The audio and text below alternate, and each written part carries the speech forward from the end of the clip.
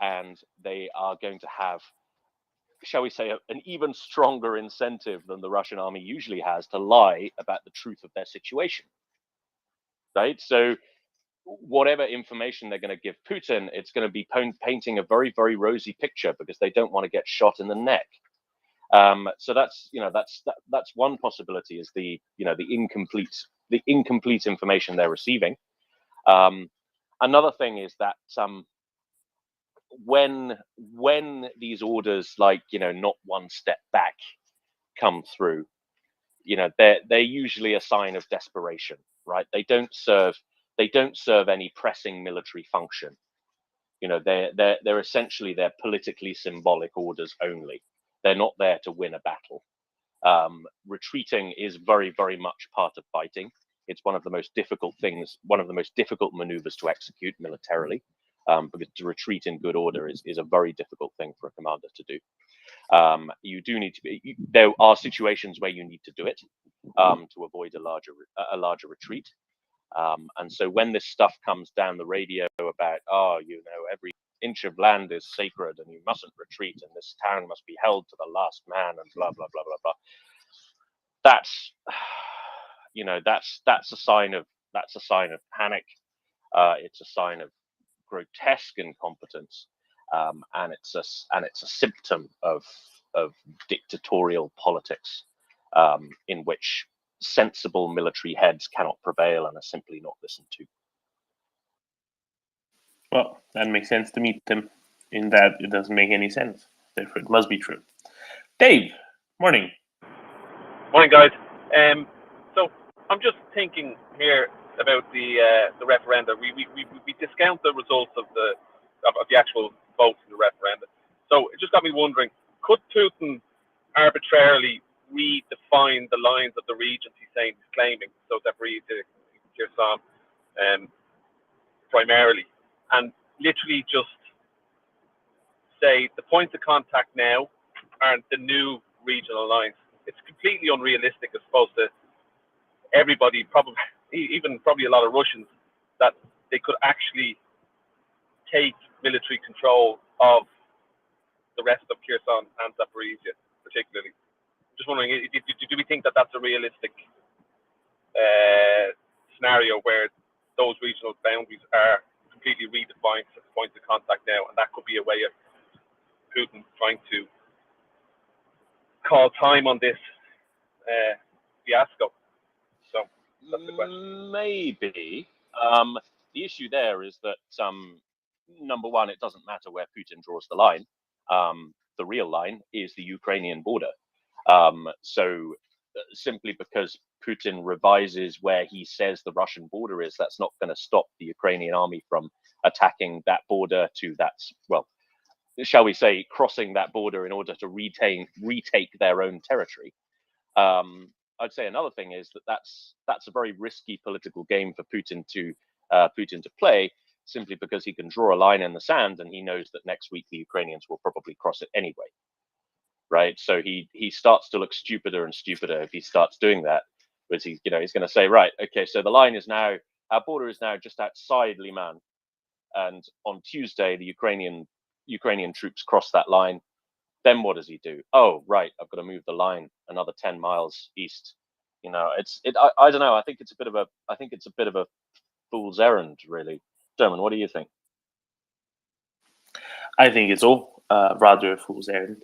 The whole Shamarenda business from the start was rather a fool's errand, because it's the sort of thing that only matters to Russia and only matters for their domestic propaganda, and then whatever they launch into the tanky sphere abroad, right?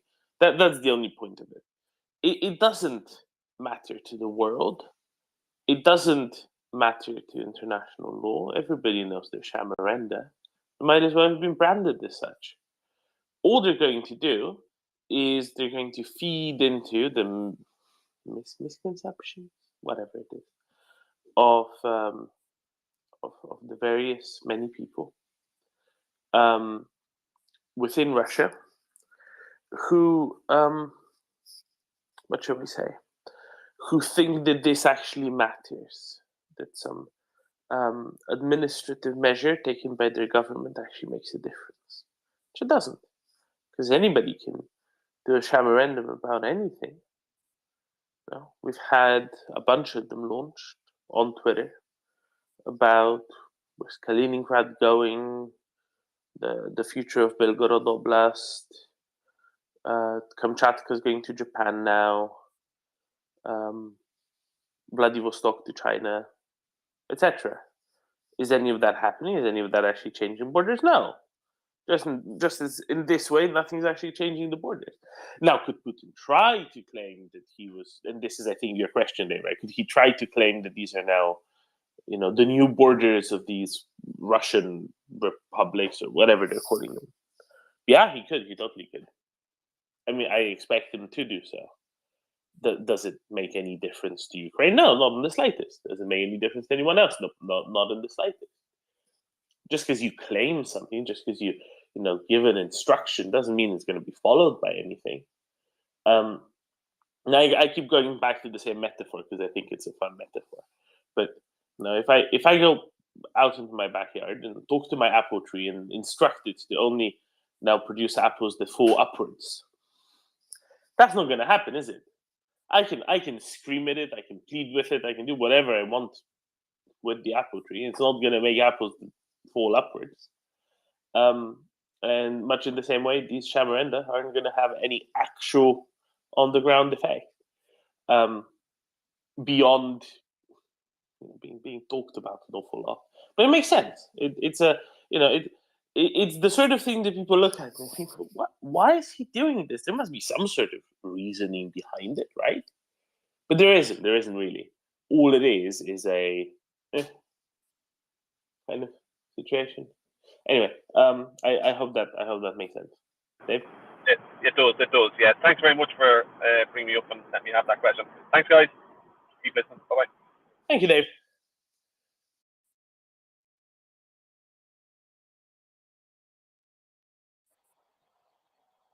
I see Peter's coming up. Peter, welcome to the panel. Hey, good morning, everybody.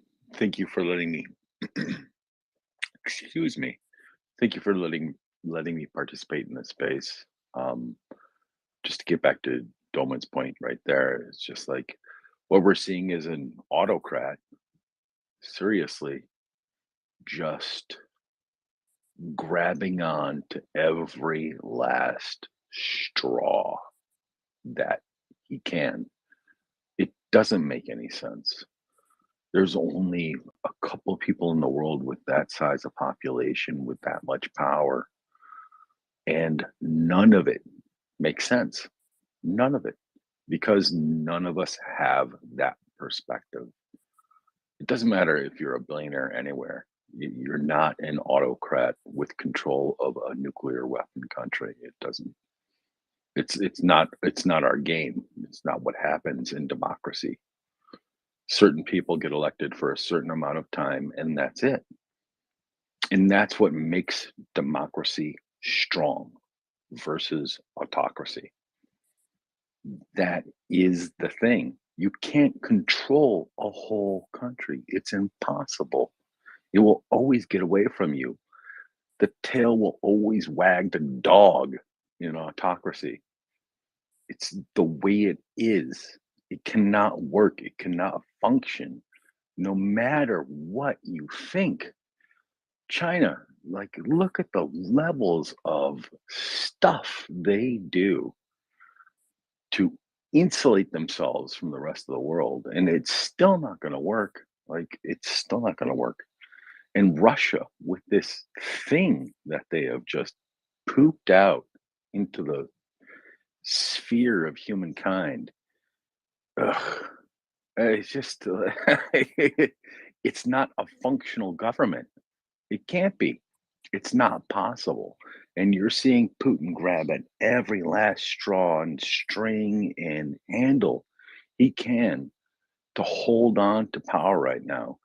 And none of it will ever make sense to anyone but him. That's it. There is no rationalizing Putin. It's impossible. You can't do it.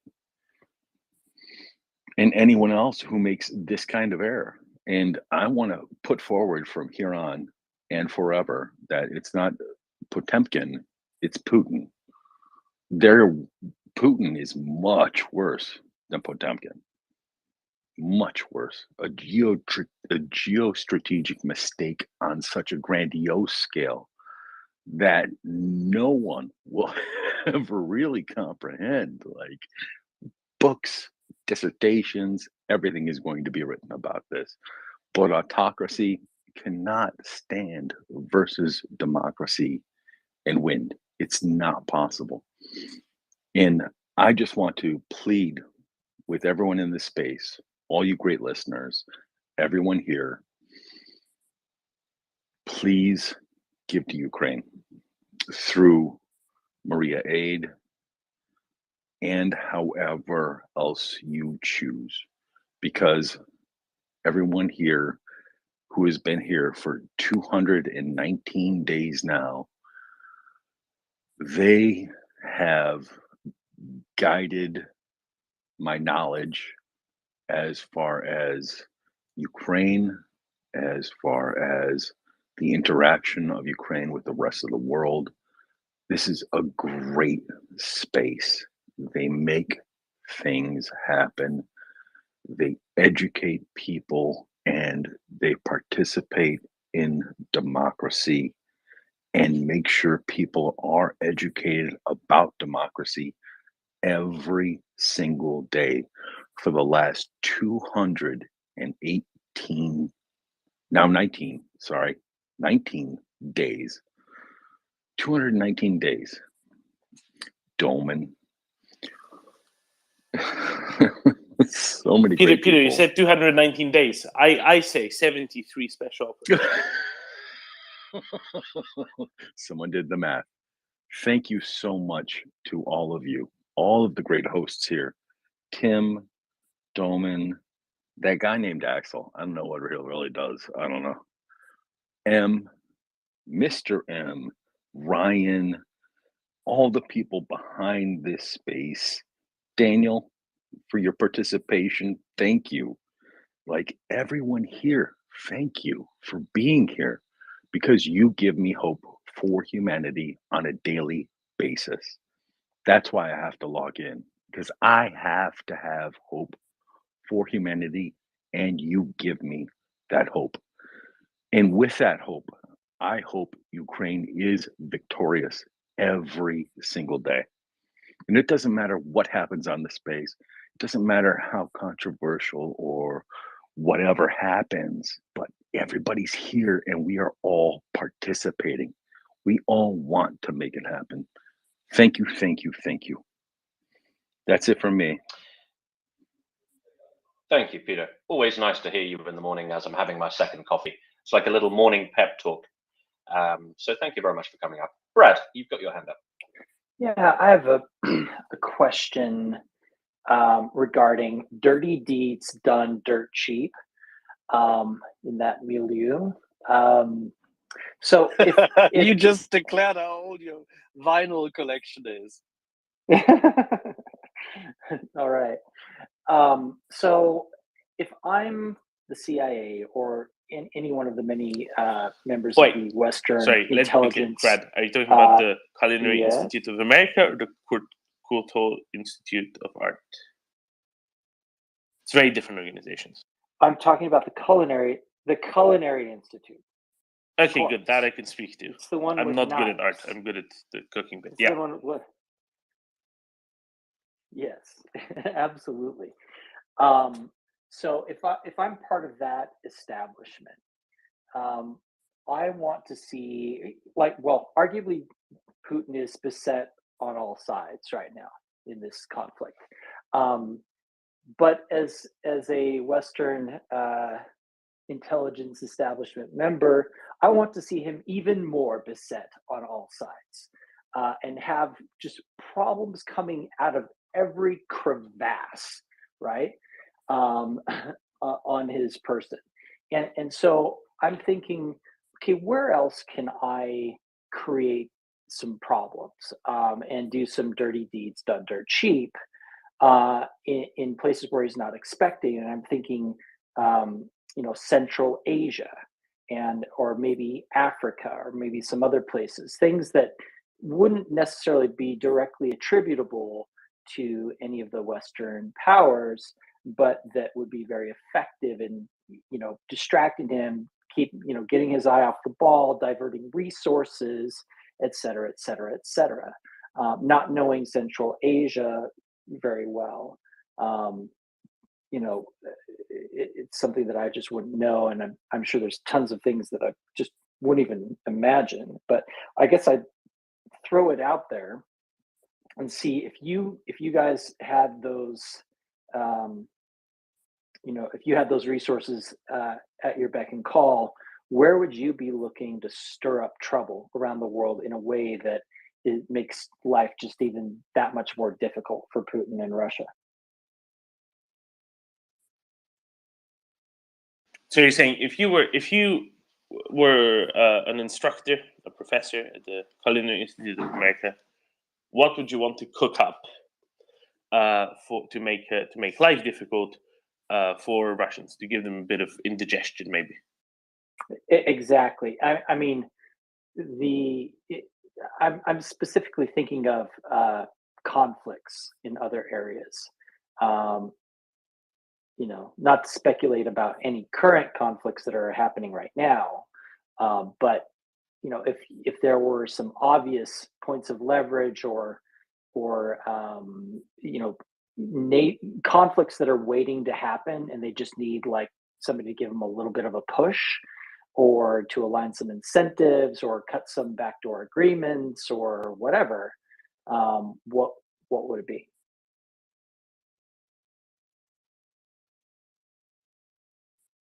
I think that's an interesting question. I think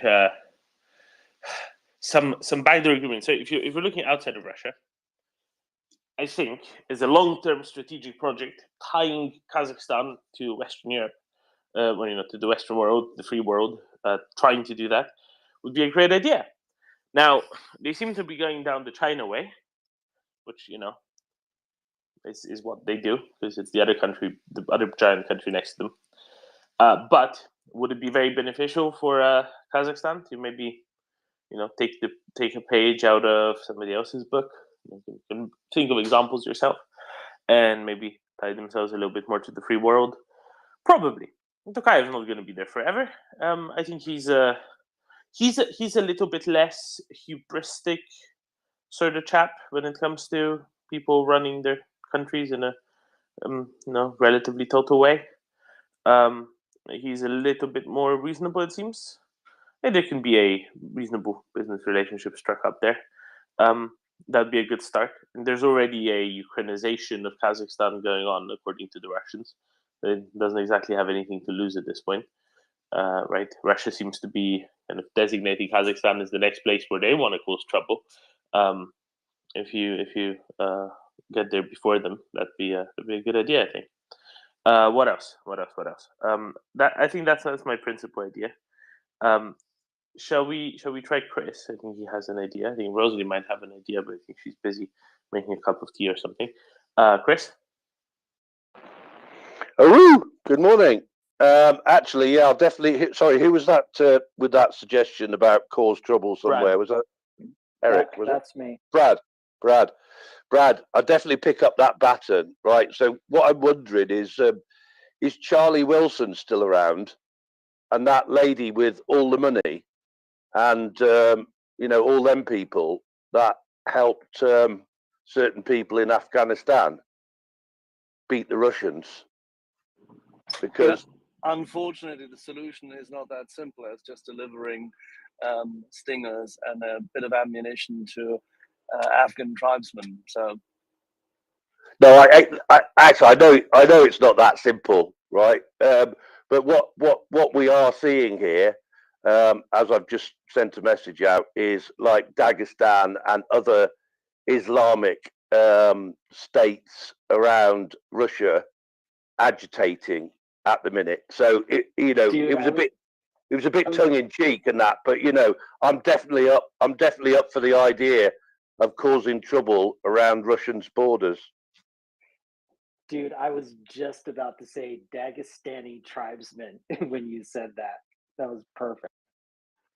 Yeah, with a notable exception that Dagestan is slightly more elevated in terms of its overall capacity to cause trouble than, say, the northern part of Afghanistan or other areas surrounding it. Dagestan definitely is significantly more embedded into the Russian Empire and can cause a lot more trouble. That's certainly true.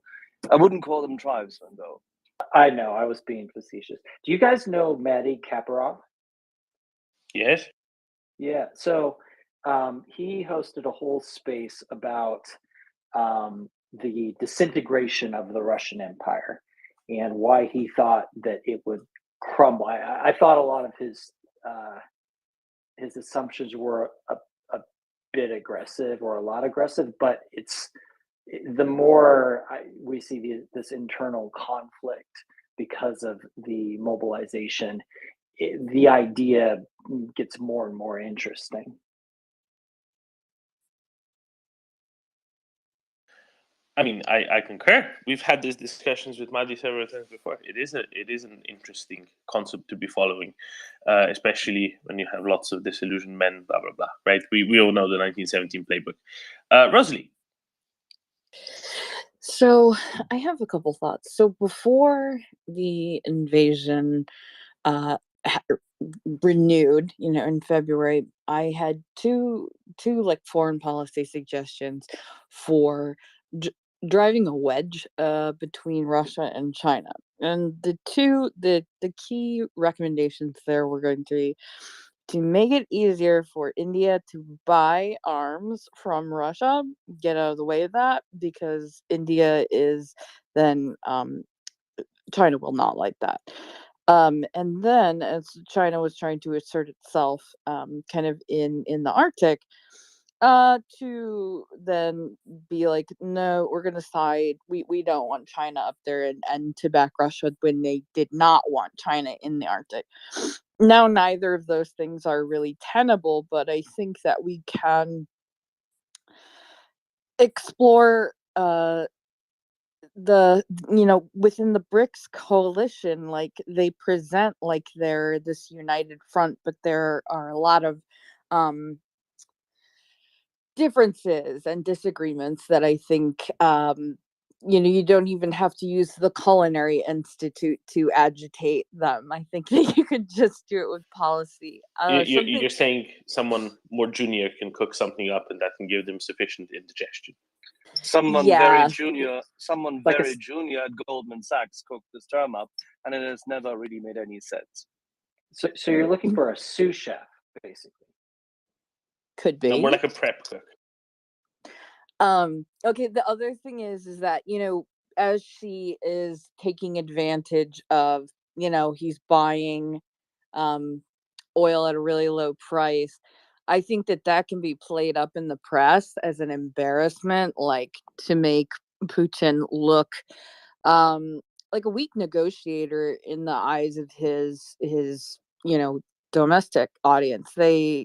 That's what they like him for historically, is they see him as this strong figure. And I think those are the kind of only ideas I have right now. I often wonder if, there are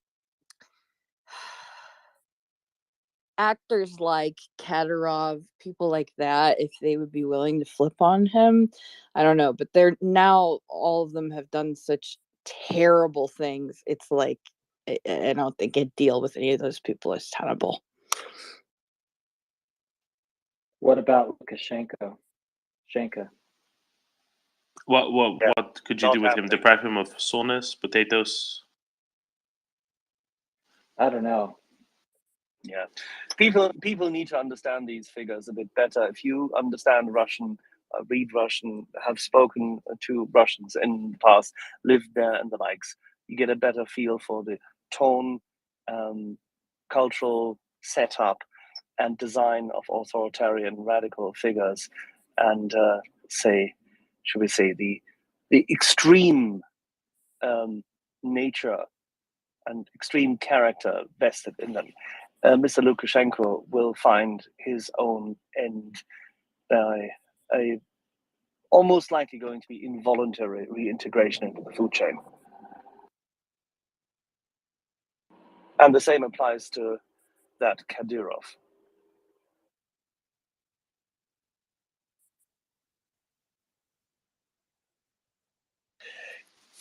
Yeah, it's they'll go once the guy upstairs goes, not the other way around, unless he gets rid of them. Donnie, I think you're next. Thanks, Domin.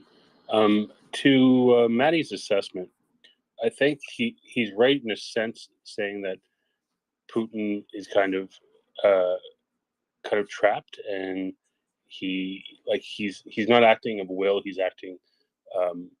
It's like being in a chess match, and you're in check. You have to move a certain, you have to move certain pieces. But I don't think he's right in the time scale. I've said this before. I said this very early, and I said that why this is happening now. I think has a lot to do with the pandemic. I feel that there's a lot more deaths in Russia than was let on. I feel that a lot of the workforce is not around. I feel that they needed to take more land and more resources in order to sustain their, the country in general.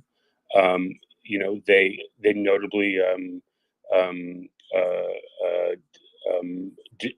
denied Pfizer rejected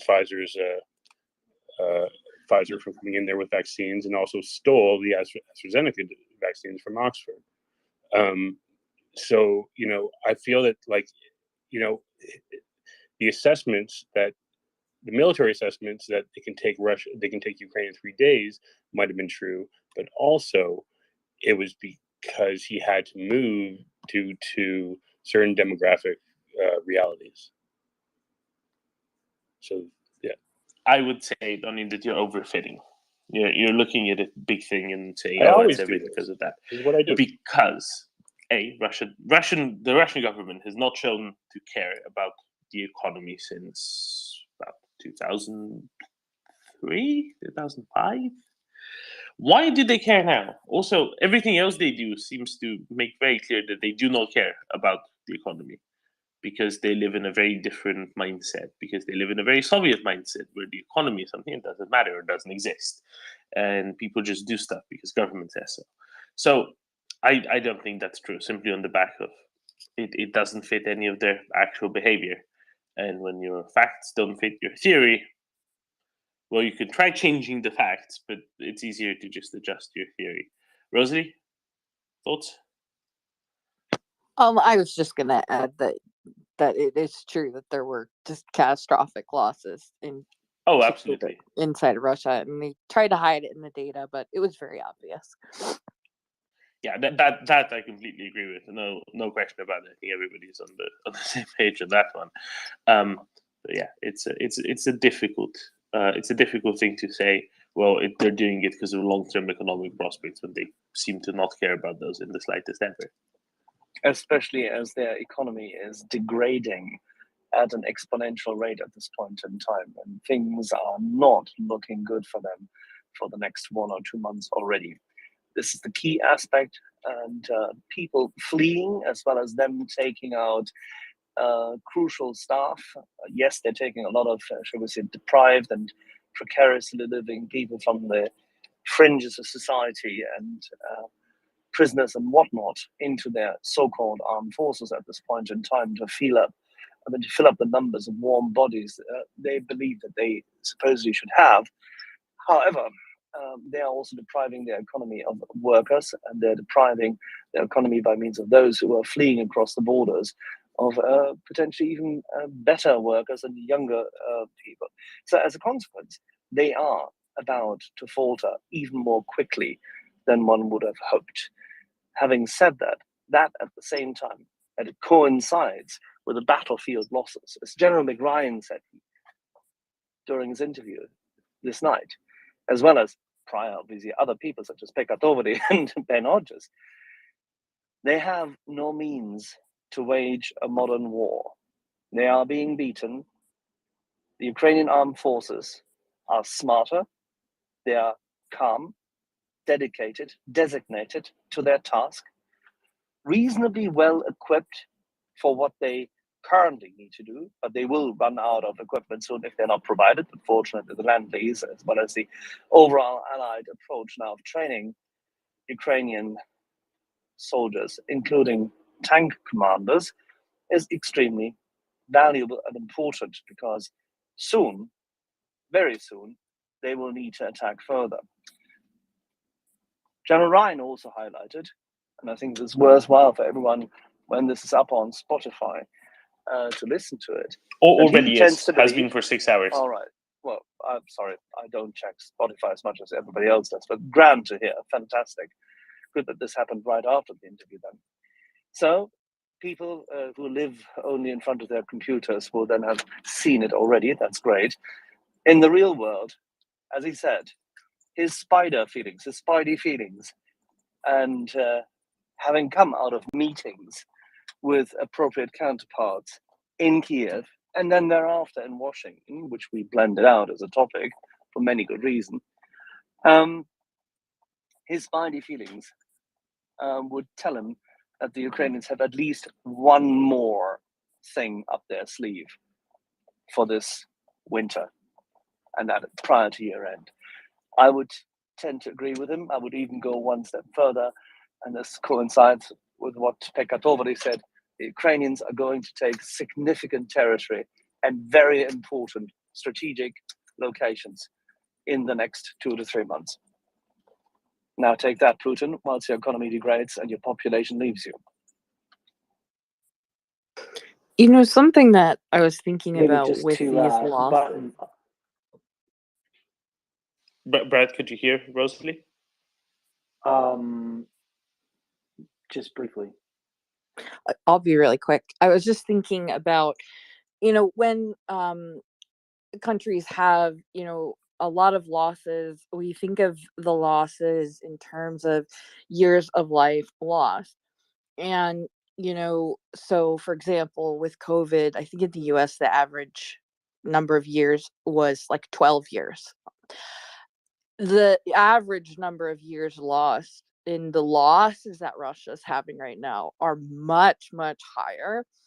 And so the cost to their society will be higher in terms of, you know, the people who do live having disability, not working now, just in the long term. I can't see anything positive for that society. I kind of want to calculate just an estimate for like years of life lost so far, just because I like to track things. I may do that now. Thank you, Rosalie. Brad, jump in, and then we'll go to Denzel. Yeah. So just to kind of tie off this subject of dirty deeds, you know, there have been a few regional conflicts, Kyrgyzstan, Tajikistan in April 2021. They had a dispute over water. I think I don't want to speculate, but I do think the timing of Azerbaijan versus Armenia is interesting. Anyway, there does seem to be situations that present themselves as opportunity for stoking. Not that we want more conflict in the world, but if you're trying to destabilize Russia, and especially, you know, casting a light on their inability to provide security in their region, those are interesting places to look at, I think. Anyway, I'm done. Thank you, Brad. Sorry, Bertrand Russell's puppy reminds me, sorry, Donnie, but that this was many years in the making, way before COVID, way before anything. They were blowing up ammo depots across Europe for years before that already, in preparation, setting the stage to have an easier time of an invasion. So, could this be because of timing? Maybe. Could it have urged things along a little bit? Maybe. Might have happened earlier. We're not for that. So I really don't think that's the most important variable. Thank you, Donnie. Then John. Yes, good morning, everyone. So I have a slightly a different topic. I don't know if you already talked about it because I'm a little bit late to the game. But have you heard that there's NATO has announced a press conference at 7 o'clock p.m. Kiev time. So just checking if you talked about this and the significance of it. We have not spoken of this, at least not while I was around. So NATO is having a press conference at 7 Kiev time. Interesting. What could they be saying? I think I have a hunch that this is to do with Turkey and Hungary, not with Ukraine. Just guessing.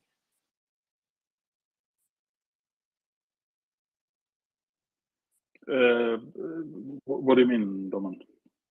You know, Turkey, Hungary, Sweden, Finland. Yeah. I understand. But do you think they would call for that? I mean, would they call for that to announce that there's a breakthrough or a problem? Or Yeah, what do you mean? agreement reached, I bet. Okay.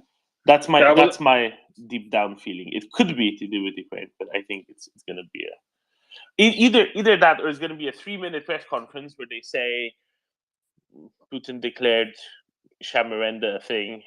I declare gravity go upward.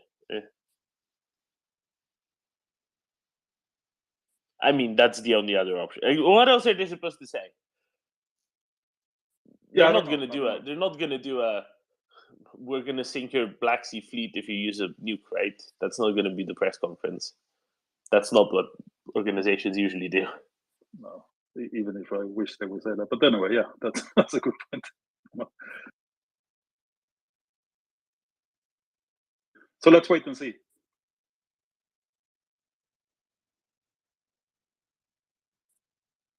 Thank you, Daniel. Yeah, let's wait and see. It's an interesting thought. Thank you, Christian.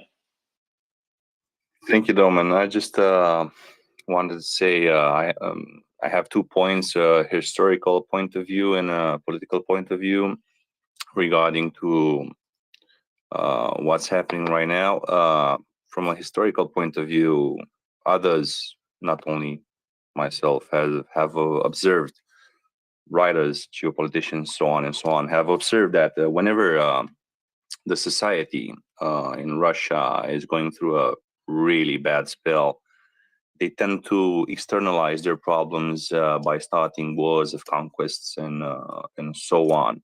And we basically know that to start a war, you need the support of your own population. Now, to the political point of view,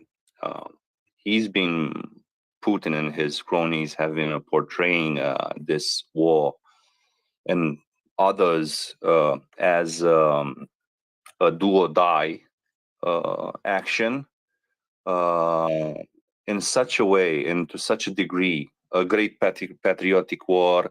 If I remember correctly, Alexander Kramarenko, I think, was a guy who actually released an essay calling it a great patriotic war sometime in March or April. So they've been playing with fire on this to gain support back home. At the same time, getting themselves into such a corner that they cannot get themselves out of it. So, in my opinion, this will only end. He doesn't really have an off ramp. I don't really see an off ramp besides turning Russia into North Korea, a way for him to still have the power, or who knows, still get out alive out of this war, which he's gonna lose, indifferent of what weapons or tactics he might appeal to. So this is just my 2 cents on it. Thank you.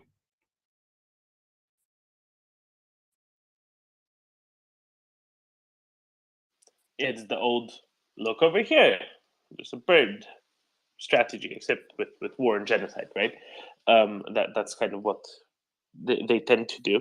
This is not just Russia, of course. This is very common among countries that have certain autocratic tendencies. It's a look over here. this is the real problem. Forget about your shitty life. There are, other things to think about.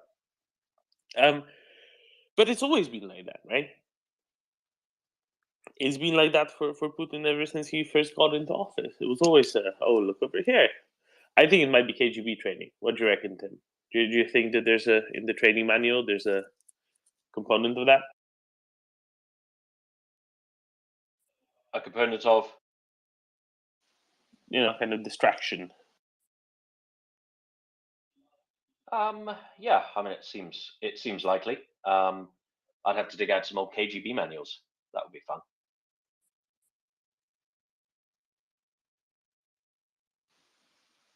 As long as they're not for Sapson Airlines. Christian?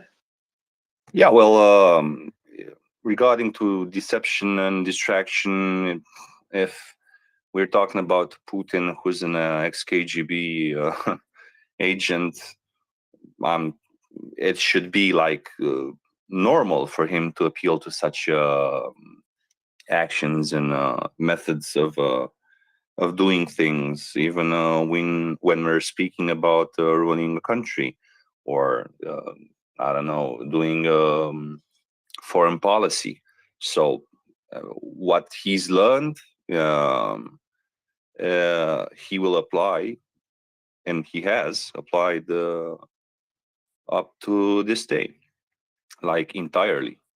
This is basically what any ex-Soviet agent MO would have. Like if we're talking about KGB, or for example Romanian Securitate or Stasi or so on, this is basically what they've learned, and they're just applying it at a much greater scale.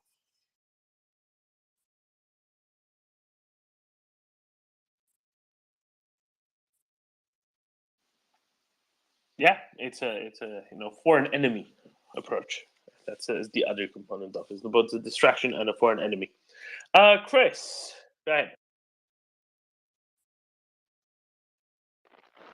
Hi again. Yeah, a desperately sad picture of Krim the dog sitting on the rubble of his house where everybody was destroyed by Russian missile, which has made me cry, actually.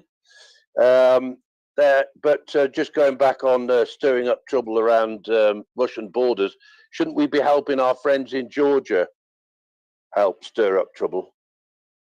Just wondering. They don't want it.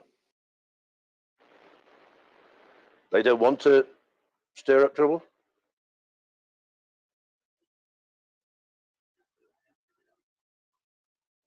Yeah, pretty much. The government doesn't. The people might, but the I know. doesn't. I know the government don't. I know the government doesn't. We were told that.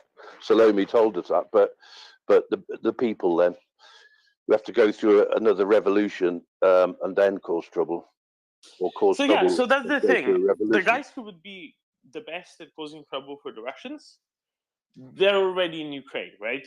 They're called the Georgian Legion. They are causing a whole lot of trouble for the Russians already, but in Ukraine, not in Georgia.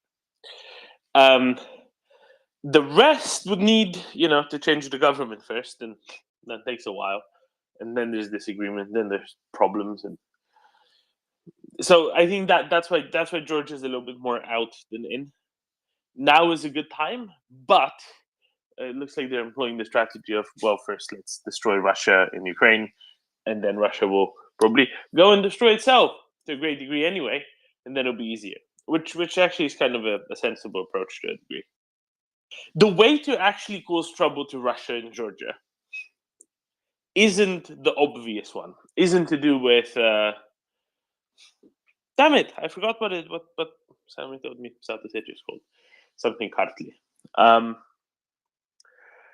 Isn't to cause trouble there in Abkhazia and actually have a military face to face in Abkhazia or the Tsinkhvali area, but instead to prevent them from using Georgia as a way to evade sanctions. That is really the way to stick it to the Russians in Georgia, make it impossible for them to use Georgia for their own purposes. That's, I think, a far better approach there. I don't know what Tim. What do you reckon? Maybe. Absolutely. I mean, I think the most effective way, as you say, we can cause trouble is to do more assistance of Ukraine. I think this kind of dicking around in states bordering Russia that aren't Ukraine is, I don't know. There's a danger that it feeds Russian narratives around color revolutions and all of that nonsense they talk about. I think that there is a very well defined path towards putting Russia back in a box, and that is ensuring that she loses on the battlefield in Ukraine. And we've got the tools to do that. We've got the wherewithal to do that. We've got the methods to do that. We just need to summon greater political will to do that. Well put, Tim. Well put. I would suggest, what would work pretty well? A big old strike on I think there's only 1 or 2 roads that lead from Georgia to Russia, something like that. Just block those roads. That would really show them, because this way they couldn't get sanctioned stuff through Georgia into Russia anymore. I think that's the best way. Chris? Well, Tim, we can multitask, can't we? We're capable of multitasking. You know me now. You know that I believe totally that we just need to give Ukraine everything possible, right, so that they beat the Russians as quickly as possible. But we can multitask. And honestly, I don't care whether the Russians have got a narrative of us sticking around on their borders, because, it's a long time since that was a problem. So I think we just have to get in there and stir up as much trouble as we can everywhere we can now.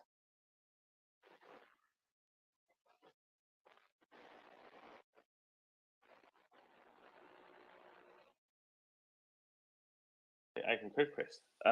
There are various ways of doing that, and they should be employed, because that would, make life more difficult for Russia, which would be a good thing. How much we will see.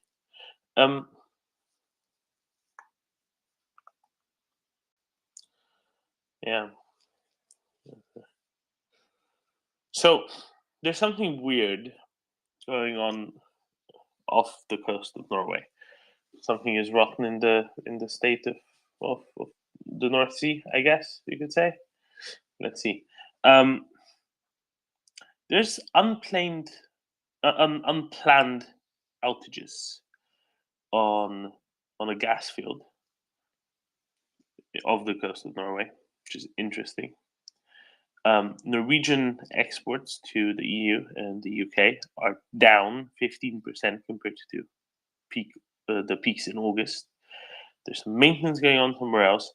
I'm not entirely sure what it means as yet, but I wonder what that unplanned outage could be. It's very, very odd that it happens now.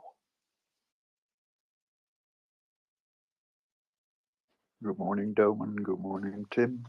Morning, Mr. M. What were you saying about that gas outage? There's a gas field off the coast of Norway that is out, unplannedly, not producing anything. I wonder how that happens. Really, it's very odd. Yes, that's strange. In other news, much more depressing news, Russians struck with a missile strike a road outside of the city of Zaporizhia, killing, I think, 25, injuring dozens more. Why did they do that? They did that because they're losing in demand, I would suggest. Russia taking it out on civilians whenever there are military losses on the menu for them. That's how you know that something is going very poorly for Russia, when they lob missiles at civilians. Yeah, and because they cannot hit enough Ukrainian military. Exactly. Let's go to Edward and go to Christian. Edward. Good morning from Buenos Aires. You're awfully early. Yeah, it's a bit early. So on this question of stirring up trouble, I wonder if the USA should be doing a lot more on the extraterritoriality of its sanctions. I've been doing a bit of Googling, and all sorts of fancy law firms are offering to guide people through the existing minefield so that they can continue their trade relations with the Russian Federation. So I think they need to get a lot tougher on that. I mean, I don't see why any airplane should be flying from Russia to any other country, or any vehicle should be transiting any border of the Russian Federation. It seems to me that the EU needs to get a bit of a backbone, which hopefully the USA could supply in the form of extraterritorial legislation.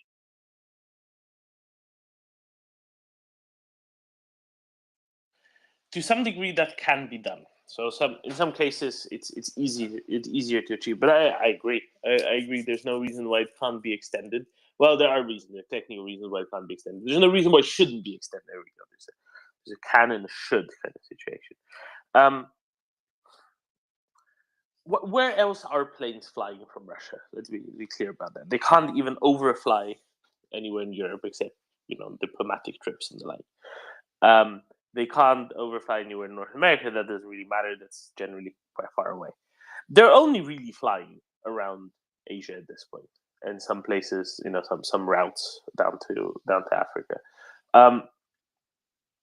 Going through Turkey seems to be their one kind of common way out, either that or Air Serbia via Belgrade.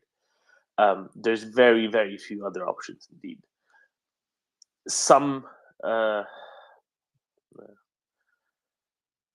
other extraterritoriality and sanctions, if it could be done, I think that would be great.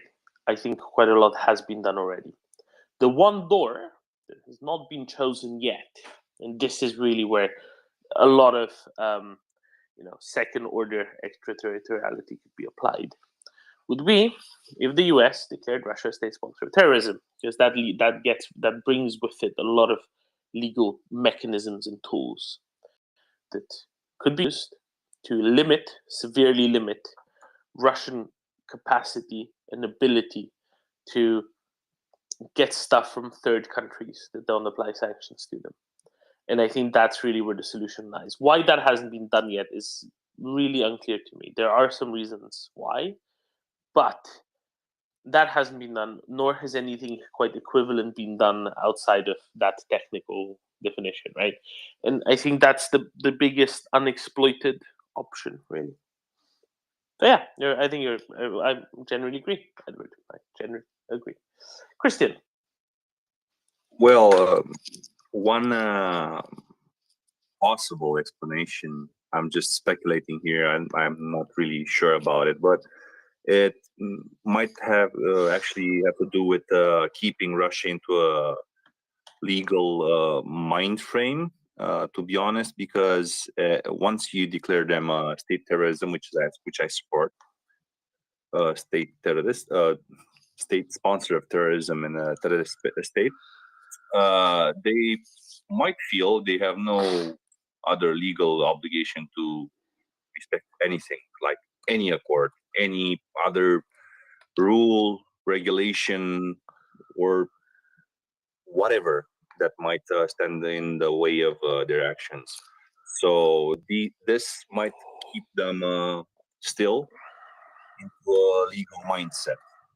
And another thing, what I wanted to say is that this has been going on for such a long time regarding to the 24, 25 people killed by Russians in Zaporizhia. This has been going on for so long, killing civilians, and that it tends to get mistaken by another statistic into the whole narrative. So my explanation, my emotional explanation to the question of why do they do this, is because they're animals. This is my explanation. Although animals don't kill for sport, so I don't know what they are, to be honest. Thank you. Hey, Christian. I'm getting ever more curious about that NATO press conference in about 7 hours. We might be learning something significant there, after all. I told you, Dom. No, you're right. I think it feels ever more of a it's a just announcing there will be one will be kind of a message to Russia: don't do silly things, don't overstep in whatever you're going to be saying a few hours before that. Then John? No, I spoke without the hand. I was just late to put it up. Sorry. Continue. No, I think that's it. That's all I have. It's a not quite a shot across the bows, but certainly an unveiling of a cannon.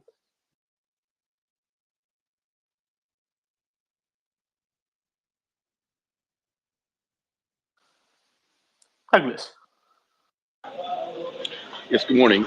Great point on the state sponsor of terrorism. I think that moniker needs to be, yes, worn proudly, because they are. Indeed, it would create a scenario that Putin would regret for, well, the remainder of his days, the 23 breaths he has left. The point I wanted to make about, I wanted to agree with Tim, very much so, about the arming of Ukraine to the teeth, to the gills, as our main focus in this effort to, well, supplant this vile cretin. Beyond that, by focusing on the victory in Ukraine, we can do away with all of the subterfuge of the Culinary Institute of America, an institute that I was nearly a part of. You know, when you get into these foreign affairs, and I mean that literally in some sense of the word, then you begin to you begin to feed the beast, and you give it the needed factual matter for it to be somewhat believable. So I've learned that plausible deniability is a course of action that requires it to be actually a real deniability. So if you don't meddle where you don't belong, you don't have any reason to feel guilty on post-Vietnam. So America had its day in dabbling where it needn't have been. And I think we absolutely, positively need to be in Ukraine, giving them absolutely everything that has ever been developed in the R&D deep regions of the Pentagon, deploying every single modern weapon, including long distance ATACMs in a plethora of deployments. So I'm hoping these 18 new HIMARS are a single missile variety. That's all I have to say, Tim. I completely agree with your assessment of the need for us to be cautious in our endeavors with subterfuge and intrigue in neighboring nations. I don't want to give them any reason to validate their claims. Thanks for the space. I really appreciate it, Doman. Your hosting is amazing, and MriyaAid is an object of my focus presently, and Slava Ukraine. And I'm Slava. Very briefly, Douglas, I completely agree with almost everything. I need to correct one little bit, and that is the HIMARS are neither inherently the 6 missile or the 1 missile variety. The HIMARS is a truck, and the truck has the port on it. It's not little, it's giant, into which a pod slides into, and then the pod can either be a single ATACMS pod or a 6 Gimler pod. So the trucks themselves work perfectly fine with either, and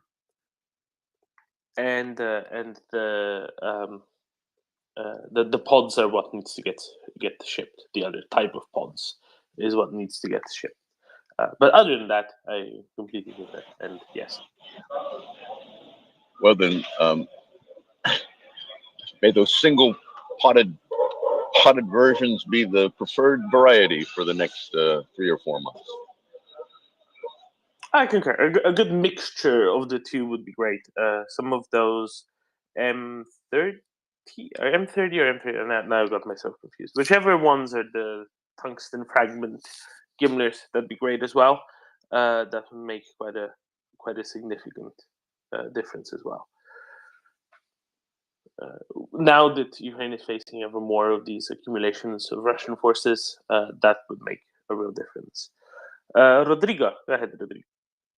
Hello, Dominique. That's your name, right? I couldn't read to the whole thing. Thank you for the floor. I came yesterday to the same space held by Mirya, and I'm gonna make a really brief introduction. I'm Rodrigo Figueiredo. I'm an artist, a militant, human rights militant, and expert in 4th generation communication wars. Sorry, I had a lack of. I run to get my charger to be sure that it wouldn't fall during the floor thing. And basically, I'm gonna go straight to the point. I've been working since 2014 with the Venezuelan resistance to the regime of Maduro, which is one of the antennas, if it's not the main antenna of the Russians in South America. And I've been working using my art, making memes, exactly what the NAFO people are doing right now, in order to fight against the scenario, the biased way that Rodrigo, let me get to the point for you. Are you trying to market some sort of NFT? Absolutely not. Okay, well, good. No, absolutely not. Actually, it is. I made it myself, but it's not that the right direction. No, what I'm trying to, but market is like not a nice word. What I'm trying to say is that I'm trying to set up, because for me, in my humble opinion, there's a lack of Spanish-driven communication. And since I know my terrain, I'm a Web2 influencer in Spanish specifically, all of South America, Nicaraguans, Cubans. I've also made contacts with the Iranians, painted for Sri Lanka. Anywhere that there's a freedom, democracy cause, I get into it. And basically what I'm trying to do is a bridge in order to make NAFO and that type of communication and counter strategy communications against the propaganda, which in the Spanish field, it's full of it.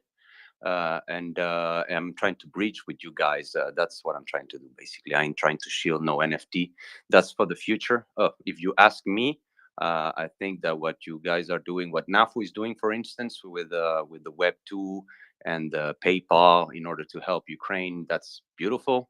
I think that next step would be Web3, but we're not there yet. I've already trying to do it. The Web3 universe is very different from the Web2, and it's more basically driven by people, who want to escape reality and make money with that type of technologies and things, rather than to use it for political and right humanistic ways. So no, don't worry, no shilling NFT. That's the next step, but that's for a year or two. So we're in the middle of a bear market and in a crisis that's way more important than JPEGs, no doubt about that. But no field should be not taken. And basically, I would like to tell this, take the advantage, and thank you for giving me the floor, that there's a lot of people who are driven with the same supraordinated objective, which is to communicate and counter communicate against lies and towards informing people, and that's it. Basically, I like to make NAFO known more to Latinos and get more Latinos into NAFO, and that's it. Thank you. Excellent. Thank you, Rodrigo. I hope to see lots of pictures of your paintings on, I don't know, walls in Bogota or wherever. That sounds like a great idea. Shiba Inus all over the walls of Latin American cities. Excellent. Thank you, Rodrigo. Gracias. Perfect. Tony? Yeah, I just wanted to state that, we've seen articles where there's actually a video of CSIC, not CSIS, not the Canadian Intelligence Agency, but an American think tank that is doing work trying to figure out the genius of NAFO, and we've seen articles all the time, and I feel that when the cause is just, it just happens. Like a lot of this is, how do we reproduce this magic in a bottle? You can't. It's a just cause and a funny meme against people that take themselves very seriously. And I don't think this can be reproduced. Don't think it can be bottled. It's just gonna go, man. Yeah, but decentralization is that. But a simple thing, you could take the memes and simply translate them to Spanish to start with. Yeah, you can do that. I mean, listen, it's decentralized. You can run with it. Donate to Maria Aid. Donate to St. Javelin. Donate to the Wolves of the Georgian Legion, and somebody will make you a lovely fella, and you can run with it. You can do what you want, man. I mean, nobody's in charge. Like, as long as you're donating, as long as you're putting in money, putting in effort to spread the cause of Ukrainian freedom, nobody's going to stop you. Just do it, man. I just did it. Check my NFT profile or my image profile. That's my NAFO. I made it myself because I do that. I do memes. But that's not, I don't have money. That's not the part. We have resources, like human resources, contacts with other influencers, with people who can push it real hard and to make it happen so that people in the Latino. But people are already pushing it hard, man. Like, we don't need, and the people that are pushing it hard are doing it because it's just, it's right. Ukraine will win. Absolutely. You can't buy that. Things that money can't buy. Yeah. So, I mean, that's all I want to say. But Rosalie had a point. I want to hear from her. Rosalie. Yeah, just on the point about getting NAFO into more languages, I do think that is something like, if there is somebody and anybody listening, if you speak another language and you want to do something, translating the memes would probably be a really good thing to do. And when I have my dashboard that I'm monitoring, the trending pro-Kremlin headlines, I mean, these things trend in like 5 or 6 different languages at a time. And so if you're successful with NAFO in English, you may not be in Spanish, for example. So yeah, I just wanted to say that I think it would be really wise to branch out with language. But like Donnie was saying, it has to be organic. So, I just thought I'd throw that out there if anybody else is listening. And we have now. Thank you, Rosalie. Then John? Yeah, I just want to add to what both Donnie and Rosalie were saying. I mean, there's no money involved in this. Just run with it. And don't feel any shame to copy and translate memes. I mean, no one will hold you against that. Just do it. There's no money involved. Believe me. You don't need any money for this. Just run with it. Exactly. Perfect. Thank you. Now, question from a listener. There's reports and videos of Russians coming there's reports and videos of Russians coming in about retreating in the east around Liman, running through the forests. Can we touch on that? And that's an excellent point. Let's touch exactly on that. Can we know whether those videos are the forest near Liman or not? Some of them are not. Some of them have been shown to have actually be coming from the area around Soledar, not Liman. So some of them might be from the area around Liman. What I think is interesting is that there's quite a few reports by Russian bloggers that Russians are retreating.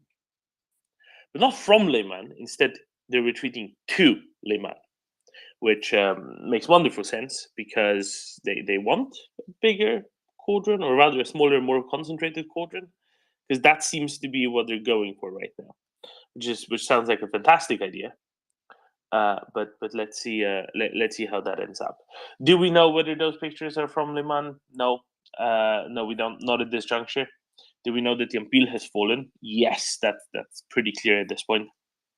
Russia doesn't really seem to have a very clear way out, not with any equipment. It's believable that some of those videos might be from Liman or from the area around Liman, for the simple reason that yes, it's yes, it's probably the only way for them to get out, running through the forest and the fields. If they try to get out, if they want to get out, beyond that, there aren't really many other options. Mr. Yeah, Doman, isn't Liman totally encircled? Not, I mean, depends on the definition of totally. Yehuda likes to say Ukrainians don't need to lock hands all the way around to then say that it's encircled. It is effectively encircled. Can some people still, run through the forest in the fields, possibly at night, to escape the encirclement? Yeah, probably. Will all of them be successful doing it? No, definitely not. Will some? Probably. A few, definitely. Or rather, almost definitely. So, yes and no. There will be some that manage to get out. But will there be many? No, almost certainly not. So it's a balancing act, really, Mr. M. At least that's my read of it. But they were running to Liman. So that's the thing. That's what the Russian military blogger said, right? They were saying, they're retreating from Yampil to Liman. They're retreating from Dvorichne to Liman. What does that mean? It means that... Is it maybe that they try to surrender? It's more like they didn't have any ways out, so they went for a temporary way out. There's a lot of Russian military bloggers who are still saying, no, there will be some sort of a breakthrough from the other side to open it up and then allow for a retreat. No, the option for retreat was there maybe a week ago, maybe more than a week ago. That's when they could have done a retreat, but instead they didn't want to do that. They didn't want to do an actual retreat at the time. Now they would have to break through, from the other side, from Kremina, perhaps, to actually open up the way out. Is that likely to happen? No, probably not. Are they still grasping at straws? Yes, they probably are still grasping at straws. Some are probably going to run out. Yeah. One thing is clear: they are in total failure. Exactly.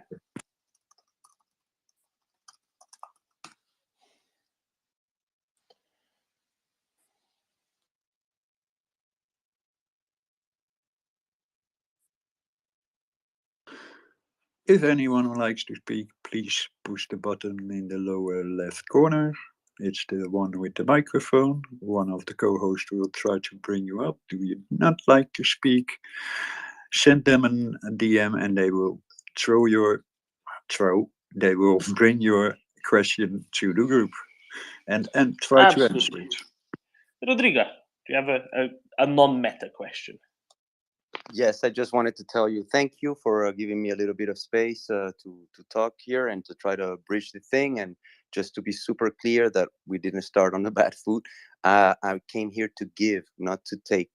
I have real Web2 influence with Latinos specifically, also in Europe. I'm an exiled, I'm in Italy. So basically, it's more the manpower and the traducing memes and everything we can do. That's no problem. We can do them all, and even get them more culturally, fit for a specific Latino culture. But the idea is, in order to be known, get known, make the links, and get all those beautiful retweets for everybody and the just cause. I ain't trying to sell nothing. And Okay. thank you for the space. Thank you, Rodrigo. Like as many people have said, you can just go and do it. You don't need an affirmation or that's what most people do. They just do stuff. They don't first ask and say, "I might consider to do things." That's just what's confusing people. That's all. Okay. And we shall now move from the meta discussion because it's not very interesting, and go to Tom. Morning, guys. Can you hear me all right? Yes, we can. Loud and clear. Yeah, I was just thinking about, like, because obviously we're all interested to speculate. We all want to know what's going to happen next, don't we? And I think one of the things that's interesting is there's things you can see in hindsight that you couldn't really have predicted ahead of time. So, think about the massive breakthrough that we've seen, in the last few weeks in Kharkiv. I think in hindsight, you can see, yes, they've, moved a lot of their best units down to Kherson. And so, of course, they were kind of thinned out there. And so that would be the logical place to attack. But I think ahead of time, like, there were one or two people, Chuck came into this space and he said, they've been telegraphing this attack on Kherson for so long that I almost think they're not going to attack Kherson. They're going to attack somewhere else, which I paid attention to. And he wasn't completely right because they did attack Kherson, but then he was partially right because they did attack somewhere else. And I think trying to predict some of these things, I was thinking about it because I was talking about trying to predict whether or not someone might commit suicide. And this is the sort of thing we try to predict ahead of time a lot. And then in the unfortunate times when someone actually does commit suicide, in hindsight, you can look back and you can say, yes, all the warning signs were there. But ahead of time, you still can't be 100% accurate with these things. And it's not just psychology, it's things like, when will the next hurricane be? When will there next be an earthquake? In hindsight, you can always look back. But what's interesting about these kinds of things is that just as they're hard to predict, when they do happen, they tend to happen quite suddenly. That's just a sort of a feature of complex systems, whether it's psychology or an earthquake or a hurricane. Pressures build up and nothing happens. And then one final little straw breaks and, you get like tens of thousands of Russians fleeing, for example. And I strongly suspect that that's what's going to happen with the rest of the war. That might be what happens with Russia's economy. That might be what happens with Putin's grip on power. I don't think we can, ahead of time, predict with any precision when it's going to happen. I think we can predict that something's going to happen because it's unsustainable.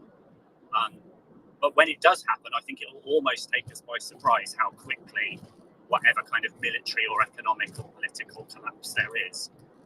Does that make sense? Because we speculate loads in this space, and it's interesting. Yeah, Tom, you're describing a snowballing, right?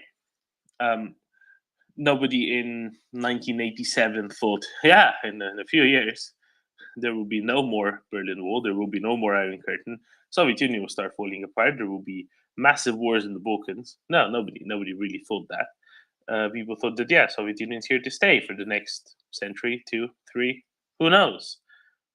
And then suddenly, it all fell apart. Oh, Soviet Union is going through some reforms. They might have more staying power now. And then it all kind of fell apart. I concur. I mean, Wendy, you're a good military analyst. What's going on in Liman? Well, I don't think I can be described as you described me there, Doman, but perhaps an interesting historical comparison was that people in my country, luckily so, because we did not suffer under Soviet occupation, watched with the hope that the Soviet empire would fall, and were happy when it did so. But we didn't have to we didn't have to suffer as the citizens of Lithuania did, for example, and perhaps certain people, it's very easy for people in the UK to watch on. We have a great deal of admiration, love, and hope for Ukraine and its future. But it's this boiling pot strategy does seem to be working, and it is coming at the cost of brave Ukrainian lives. And one piece of one demonstration that it's working is these videos of Russian soldiers running. Is it to Liman or from Liman? Because to Liman. You see, I feel like this is slightly analogous with that famous painting by George done in circa 1916 that you can find in the series Blackadder Goes Forth, where the painting is not done by George, but dedicated to George. King George, gentleman the king, as the joke goes. So whether these soldiers are running to or from Liman is perhaps for the observer far away, such as myself, kind of irrelevant. The fact is that the Ukrainian strategy is overwhelming the Russian invader. It is working. They have shown themselves to be a most adept, dynamic military force, which is organic, creative in its methods, and fights against overwhelming numbers. I mean, one thing I've heard, and I'm sure we've all heard consistently from politicians, perhaps, or even certain, not maybe on this space, although this space is a free speech space and we have a wide variety of opinions here. But one of the common themes that sometimes we get in the outside world is, well, Russia has have massive artillery. Well, we've seen these conceptions turned into misconceptions by the recent Ukrainian offensive, where, as Yehuda said, and I know this because I listened to in on him pretending I was on a phone call.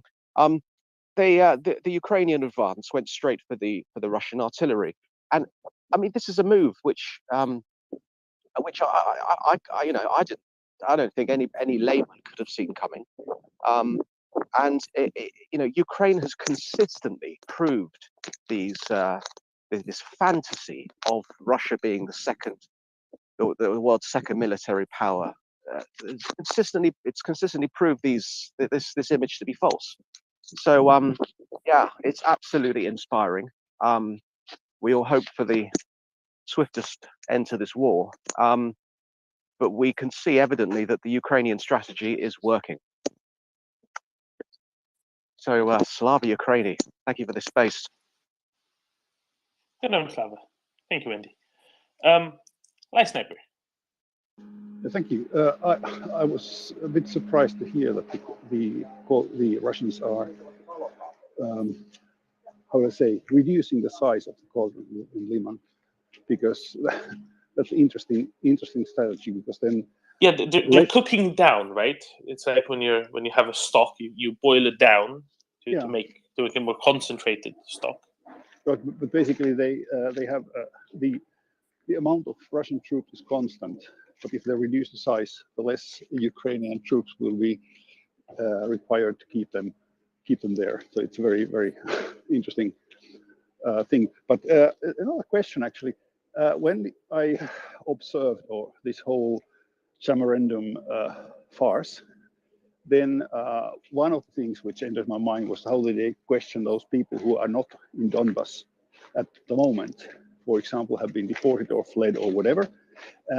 But although it's completely irrelevant, the Chamarendum was, nonsensical anyway. But are there any estimates how many people have fled or have been deported or removed from the Donbas area? Because there are millions who have been deported from other areas. But is Donbas basically, have they done it there also, or have the people fled? Are there any estimates regarding this? Thank you.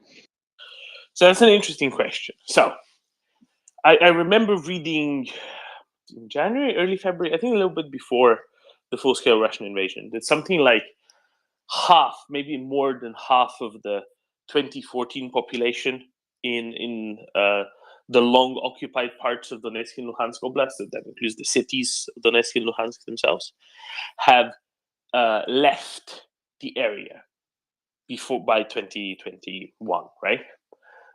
So that area was quite depopulated already. The Russian progress in a good chunk of the newly occupied Donetsk and Luhansk areas, as for example, Severodonetsk, Lysychansk, was slow enough that the vast majority of the population fled from there as well. Mariupol, probably vast numbers killed, large numbers of the rest deported, right? We heard from Victoria and Anna from Mariupol. You can check it out on the Spotify feed if you'd like. So they're not there anymore. Quite a few others from newly occupied parts of the Donetsk and Luhansk Oblast also deported. It's unclear how many were deported from where. It seems like people from Zaporizhia and Kherson Oblast, the occupied parts of Zaporizhia and Kherson Oblast, had a maybe easier time evacuating themselves after occupation. Those in occupied parts of Donetsk and Luhansk Oblast, a little bit less so. Greater proportions of those will have been deported, one would presume. I don't think there's an estimate of the aggregate. Maybe Wendy has an estimate of the aggregate. Well, this is an interesting point of debate, Doman. As you correctly said, prior to the 24th invasion of this year, huge numbers of Ukrainian children living in the Donetsk and Luhansk oblasts were forcibly bussed out into the territory of the Russian Federation. This is, of course, to become and to be turned into Russian citizens against, in contravention of the 1951 convention, for example. But it is a complex issue as in terms of ascertaining the exact numbers. And I had an experience in the last about 4 days ago. I met a Ukrainian woman who she lived in Donetsk from 2014 to 2018, and then she moved to Kharkiv. So she spent 4 years living under Russian occupation in Donetsk. Then she moved to Kharkiv, and she was studying at university there. And then she had to move out of Kharkiv when the Russians invaded again and started bombing residential buildings, as we know, and killing lots of Ukrainians en masse. And then she moved to Poland. So, but what I found interesting was she was not a child, and she was not in Donetsk this year. She was in Kharkiv this year. But there is clear evidence that preceding this particular invasion on the 24th, that large numbers of Ukrainian young people were moved forcibly into the Russian Federation. There's clear video evidence for this. The Russians, as we know, document their crimes and upload them to the internet. Now, there's also evidence that people who live in Donetsk, who have lived in Donetsk, are from Donetsk, have family there still, consider themselves Ukrainian. Now, it's very important to maybe in the Western European mindset of this to realize that as Ukraine liberates more of its territory, it is going to be liberating Ukrainians. It is going to be liberating people who have lived under Russian occupation for a very long time. So, sorry if this is slightly tangential to your question of how many have been. Well, I mean the correct procedure, as you've been doing, is to go off the Russian figures first of all, because they are likely to be on the conservative side. There is, there is more reason to assume that in terms of whether it be military casualties or the number of crimes they've committed, that they're going to give a smaller number. Please feel free to disagree with me if you so wish. But yeah, the Russian number is 3.5 million. This is not a recent number. But as we know, Russia has been on the defensive of late, but the figures from the Kherson region are, of course, unclear because of what we've heard coming out of that region, and what we fear we will find when Ukraine and its warriors liberate that region at great cost to themselves. But we hope and pray will do. So it's yeah, the latest figure that I've seen is 3.5 million. This is not a recent figure. It includes the 500,000 children who have been forcibly deported. And one of the contributors to this space, one of the many excellent contributors we have to this space, Tim LG, has been tracking quite a few Tupolev flights over the last few months, which it's recently come to light just through Russian propaganda that these flights have been containing Ukrainian children, and they have been flown to various parts of the Russian Federation, and their exit from the plane has been documented by Russian media as an attempt, propaganda of showing that to show the Russian populace of some kind of humanitarian action. So yeah, there is evidence for this crime. The numbers, unfortunately, we don't have recent numbers. We should expect that in a time of Ukrainian advances and liberation, and we can only hope that the 3.5 million figure doesn't increase by by too much. But it's a good point of debate, very much so. Thank you. So I agree with everything else except the background noise of your microphone. It sounds as if it would be rubbing against something, but otherwise I completely agree. Thank you. So hello everybody. I'm chiming in from Canada. I was going to sort of answer the question that just got answered. And I can say that the numbers that I've heard are exactly as what were just shared. There's a gentleman, he's, I believe, American, named Peter Corliss. He has done... Canadian. Is he Canadian? Oh, okay. He's done extensive work to locate. There's a number of people working to support him as well, locating the filtration camps, and then trying to. MS, do you know what work he's done to get to those numbers and to locate the filtration camps? I think if you were to go on his site, you would probably be able to find that information. Others on here may know. I was more, I don't get to tune in a lot because I work during the day, and I go to different spaces, and Peter's not always on the spaces that I go to. But anyway, I just want to let you know that the numbers he gets are, well, he doesn't construct the numbers from anything. He looks at the TASS wire agency, which is the Russian wire agency reports, and then he says, well, that's what the number is, and the locations of the filtration camps are published by various governments. So it's not his work. He's just looking at what has been published, and then I just want to make that clear. Yeah, I know there's a little more than that going on, because I know that there's a British woman, I think her name is Fidget. They use Google Maps to locate the filtration camps. So they're doing more than just going off of what is released by Russia. There's more to it, but as I said, I haven't spent copious amounts of hours tuned in on that particular issue. I mean, there's just some horrific stories out of Mariupol, that allegations that they burn the fingerprints off the children before they take them. It's pretty atrocious, pretty disgusting.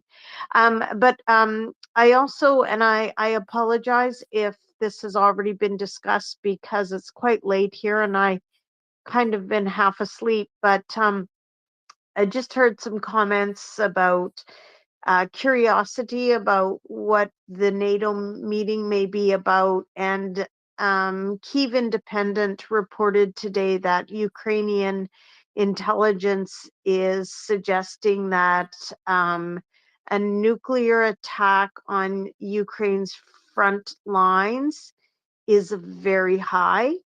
And since that report came out, the Kyiv Independent is also reporting that NATO is having discussions on how what actions they'll take should that happen. So I'm just speculating, of course, that maybe what the NATO announcement will be regarding, that it'll be a very stern warning to Russia that if they take any nuclear action in any capacity, there will be retaliatory action by NATO. But that's just a guess.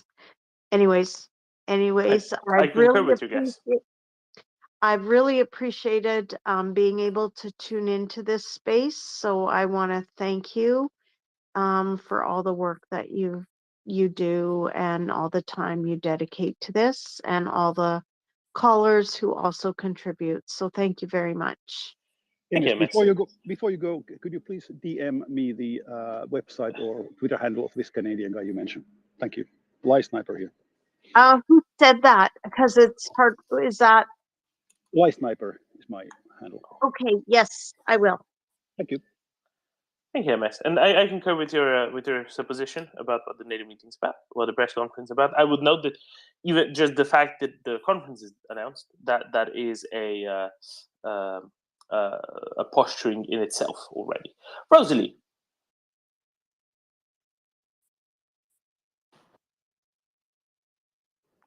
Sorry, I forgot to put my hand down.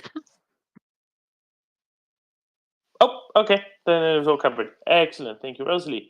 Florian. I think Chris was before me. I'm not sure. I came a little Just late. go, Florian. This is wasting time. On this discussion of the abducted children in Ukrainians, there is this very explicit Russian woman, I forgot her name, who's the child commissioner of Russia. Maria Lvova, yeah. Yes, and I was wondering, maybe there's some legal expert here. This thing is one of the things that drives me most crazy. Does it make sense to file a formal, how you say, not legal complaint, how you would say, an Anzeige, because war crimes need to be officially prosecuted also in Switzerland, even though they don't happen here. Does it make sense to actually file a prosecution claim against her in the West? I was wondering what we can do about it. So because I can I go don't to think we the can do. Zurich prosecutor office and say, this is what is happening, this is here, nobody will take action, the Russian won't take action. Under Swiss law, you have to prosecute war crimes. So I don't think you can do an awful lot. Maybe you can, and I'm not aware of it. But let's maybe outline what it is that she's been doing, that she's been up to. Do you want to do that, Florian? What did she come out with yesterday? No, and also the video statements when the first Tupolev flights were leaving in 6 weeks ago. There's a lot more on her public statements on getting them out, making them Russians. I mean, you find a lot on her. This, and I think she's also in the EU sanction list now. But as one official, I mean, there's more officials, of course, involved in that.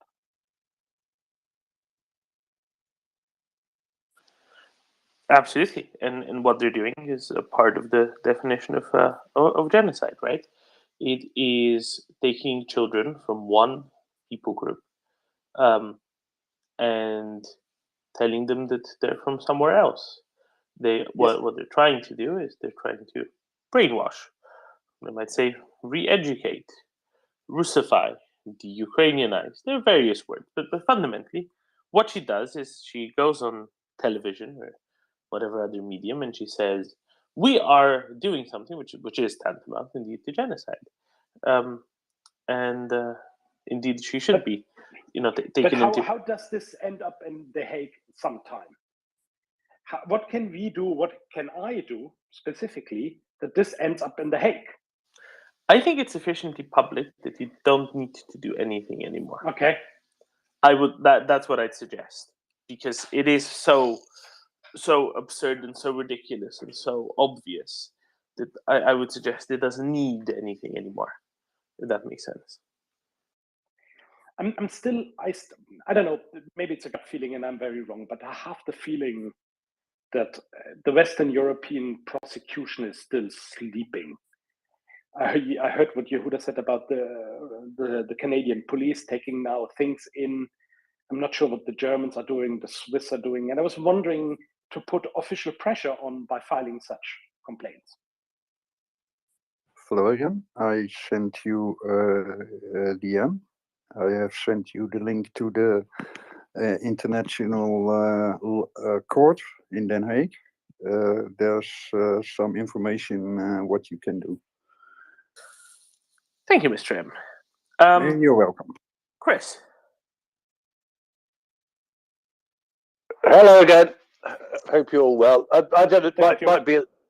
Might be a bit too well. It's not off topic, but might be a bit tangential. This, but I wonder if people were aware. I'm half Welsh, and I wonder if people were aware that the Donbass area and that was started up with the help of Welsh industrialists. In fact, and I always forget which it is, either Luhansk or Donetsk, came from Husovska, which is a Welsh guy called John Hughes, who went over there and, I'm assuming, with the Ukrainians, helped build the coal, iron, and steel industry. And it's sort of like folklore in my family, in my Welsh family, that having done all that building of industries and homes and various other things, that the Russians threw them out. So just another case of Russians just stealing stuff and taking it over and throwing people out. Just that, really.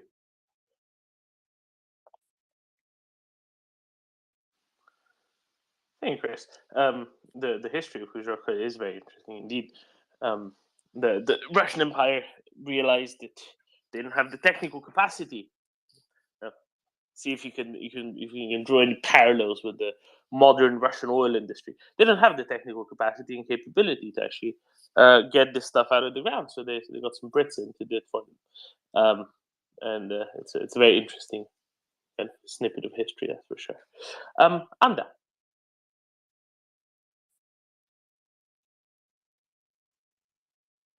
Anda.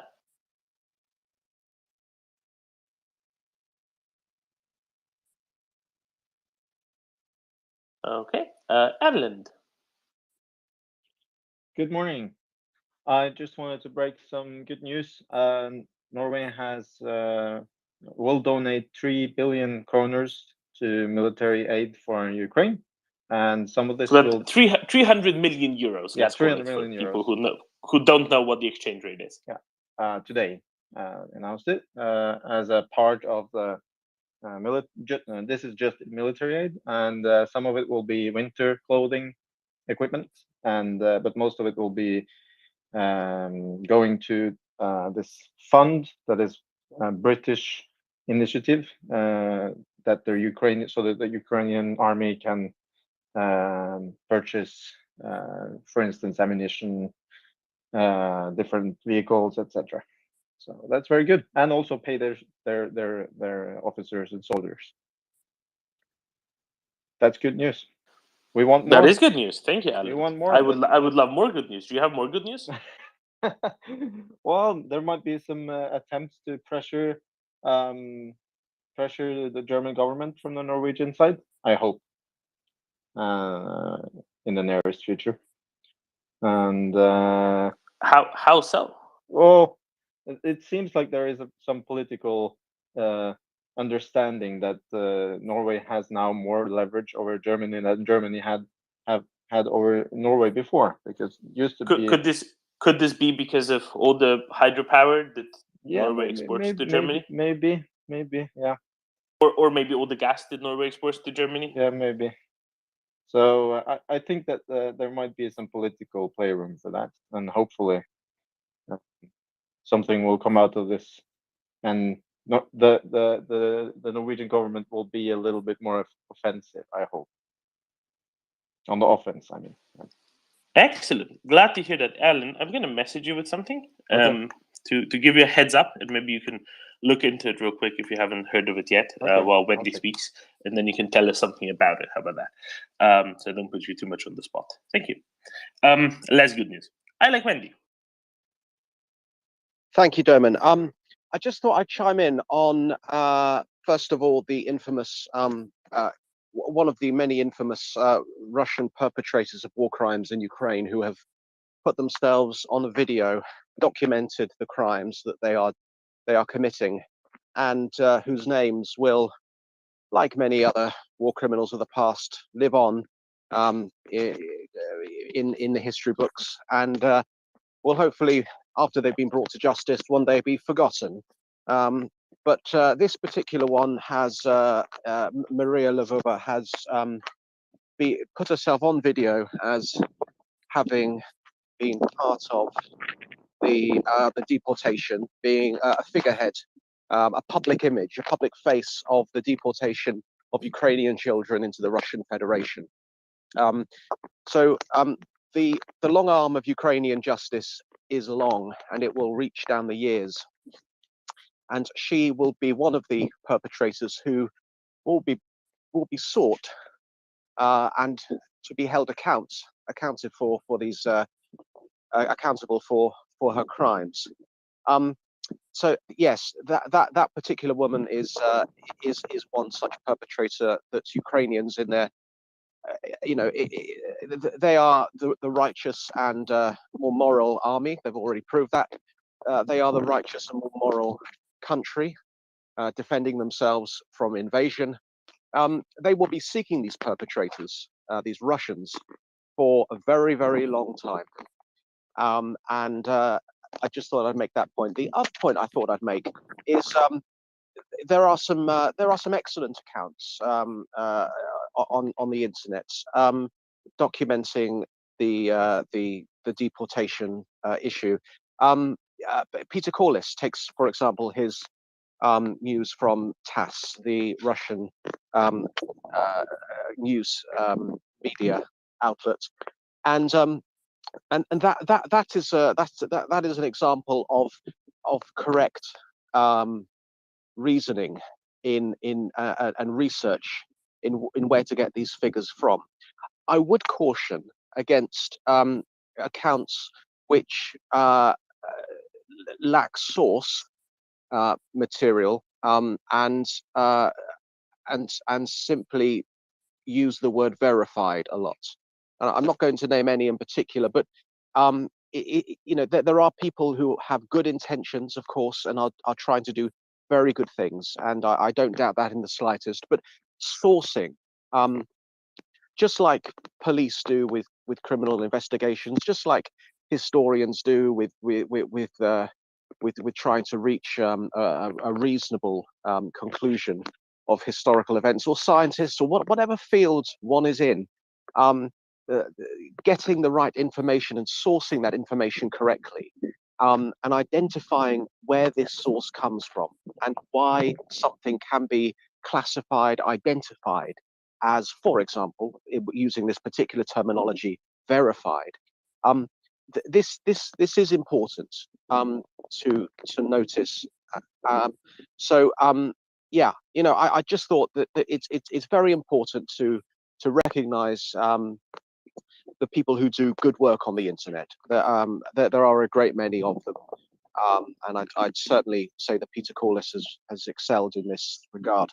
And it's good to see accounts with large numbers of followers, such as himself, take this issue take this issue up, because it's obviously been lacking from a lot of the political discourse and no doubt the media discourse of late, and the crime of deporting millions of people against their will into the Russian Federation is a crime unprecedented in my lifetime, and I'm sure the lifetimes of many of the people listening right now. So yeah, do follow and the people who do good work, and always just ensure that you note the sourcing of their material and why they are labeling something in a particular way. If for example somebody is to make a statement about something without backing it up with any evidence, it is reasonable to question that statement, and the same reasoning must be made with the same noting must be made with accounts on the internet that perhaps take other people's work and promote it as their own. This is a phenomenon which is not new, and but obviously the more coverage that this issue gets, the better.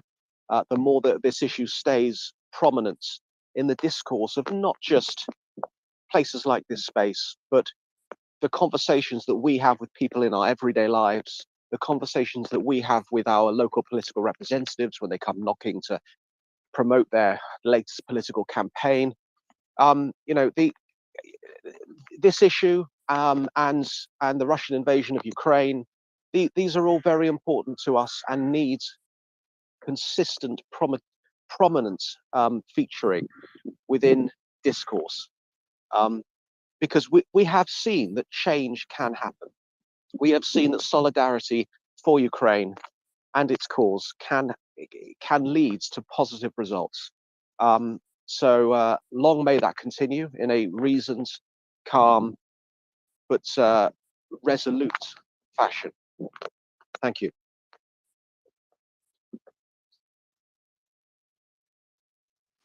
Thank you, Wendy. Would you like to hear some good news? Oh, yes, please.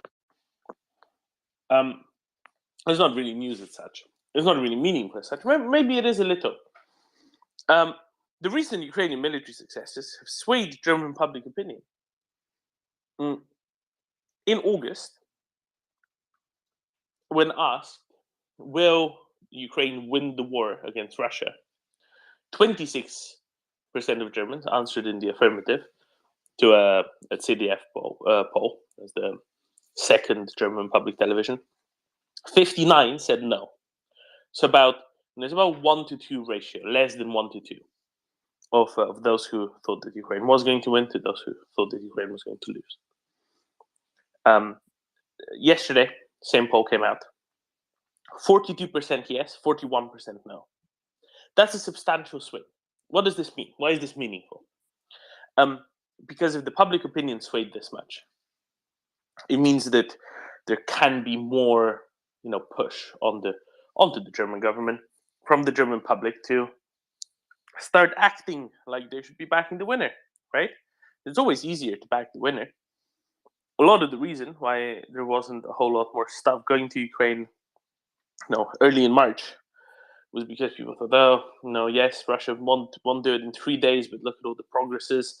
It's in a few months they'll have half of Ukraine. Ukraine can't actually fight them off.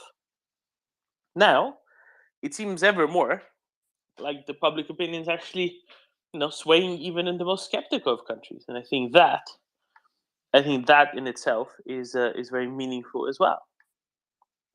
And I think that's a good start. Wendy? Yes, that's really heartening to hear, Doman. Thank you. I guess the German public at large, perhaps, is starting to come round to the opinion that no one wants a neighbor or an ally or a trading partner which is on the wrong side of history and which fails to support human rights and the values which we all hold dear, when we are forced, because it is literally because it's happening on the doorstep of Europe, we are forced to defend and support the defense of these values. And the defense of these values and how we choose to act at this time really is a mark of, and will be seen, I believe, as a mark of civilization, or the progress of civilization, our particular civilization, how civilized we are as people in the future. Is one willing to put up with the genocide of an entire nation? Yes or no? It's not really too difficult a question to. It's a rhetorical question, of course. Is one willing to support the stated aims of the Kremlin prior to this war, which were to occupy the entire ex-Soviet Union territories? These questions really, they're so easy to answer, but resistance to answering in the negative is it absolutely runs contrary to the principles that we live by and that we bring our children up by. So yeah, it's good to see a shift in public opinion in Germany, and I certainly hope that continues. Thank you.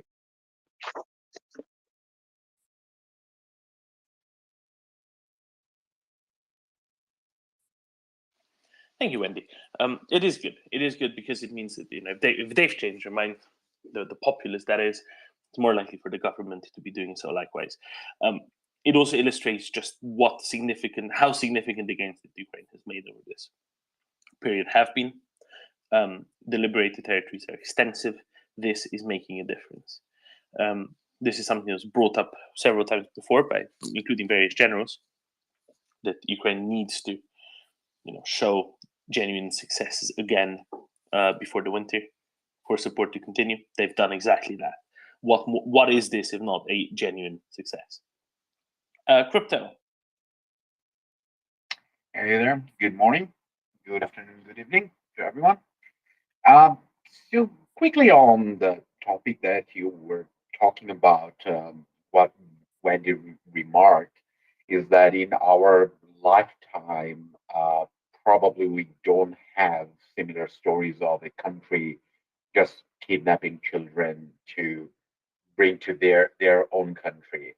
I mean, I'm not an expert whatsoever in history, but what I recall, it is during the Crusades that people used to kidnap children, and then they will train them as their own to then use it against the other army, which is the historical jump that you have to go back to just to think about this. It's like how backwards society is in Russia, or the Russian government is right now.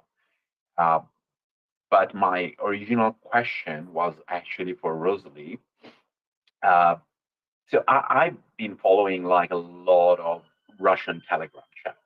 There are a few that are really into conspiracy theories, and so I was looking at a lot of news, and sometimes they are so far-fetched that you are like, who will ever believe this? But some other times they are decently well made, that you have to think about. You are like, okay, it has this and this other hole, but you need to think about it. So did you come across any something that was so well made that you are like, it is believable? Do you have similar propaganda? I would like to know, just for information to like, how do I debunk that as well?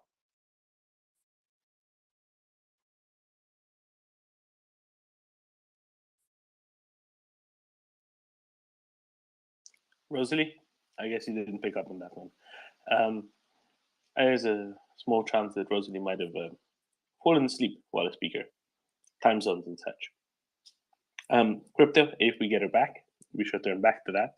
I think that's an interesting question, but rather academic in nature. And we lost it. Okay, there we go. I think I was right. Sorry about it, Crypto. Maybe another day. Anyway, I'll drop off, and if I see her, and exactly. I think that's a good idea. That happens. You know, that's what happens when this is not people don't actually have to go somewhere to do this. Cheers, Crypto. Florian. I wanted to shortly comment what you said on public German opinion. There's other evidence that the German public changed its mind over the course of summer. There's a question 2 weeks ago, how many people are willing to send tanks? And around 50% said yes. And what's remarkable is the under 40 years old, 68% said yes. The problem, I believe, is the government is far behind the public opinion, especially in West Germany. East Germany, the opinion is very still on the Russian side, Stockholm syndrome and something. And I think the problem is, again, Mr. Scholz and his party. The majority of Germans, especially in the West, don't want a genocide. They clearly know where their values are. I think the government is far behind. And I think what sways opinion too is the loss of Nord Stream. By Nord Stream being damaged forever or considerably damaged for a long time, the real lever of a German policy is gone.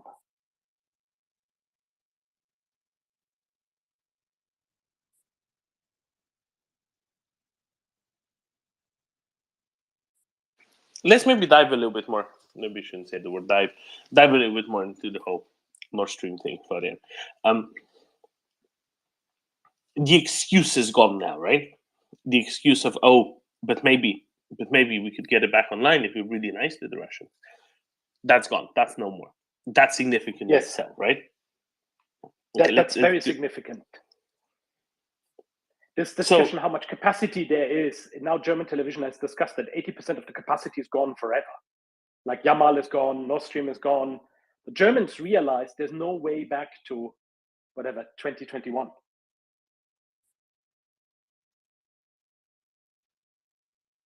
There's no easy way out, right? There is no way for them to say, but what if? But if we're nice to them and we don't, the only excuse that they have left now is the whole escalation nonsense, right? That's the only thing they have left. And that on its own almost certainly really isn't enough.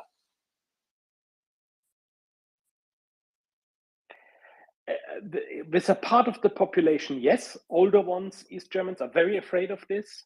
The majority, I guess, no. Also, they never think about in these terms.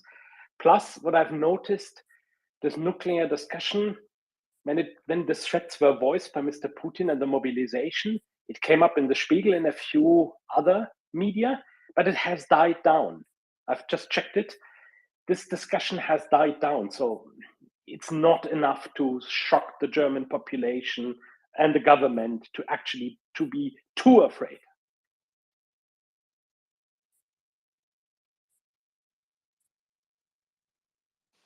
Then, John? Actually, I just sent you a DM, Dorman, but we can discuss it here. I just saw another poll from Germany where people are asked whether we should support Ukraine despite increasing energy costs. And this has gone up steadily from July.